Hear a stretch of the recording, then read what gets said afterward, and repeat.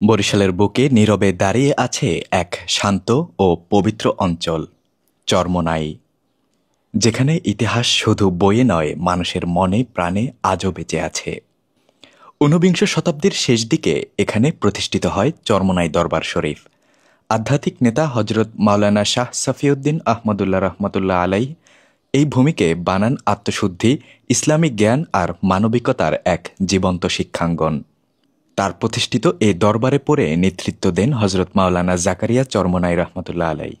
আর আজও তার পরিবারের বংশধররা এই ঐতিহ্যকে ধরে রেখেছেন। চরমোনাইয়ের সবচেয়ে বড় পরিচয় বার্ষিক মাহফিল। দেশ বিদেশের লাখো মানুষ ভিড় করে এখানে। কেউ আসে দোয়া নিয়ে, কেউ আসে আশা নিয়ে। আলোর সারি, তিলাওয়াত, মিলাদ আর ইসলামী আলোচনা, পুরো এলাকা যেন একটি শব্দ উচ্চারণ করে, শান্তি। ইতিহাসের বাইরে চরমোনাইয়ের রয়েছে অনন্য সৌন্দর্য। নদীর ধারে দাঁড়ালে মনে হয় সময় যেন থেমে গেছে।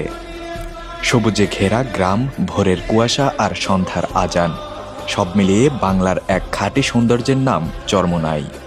চরমোনাই শুধু একটি এলাকা নয়, এটি একটি অনুভূতি, একটি ইতিহাস, একটি শান্তির নাম, যেখানে মানুষ ফিরে পায় তার ভেতরের আলোকে।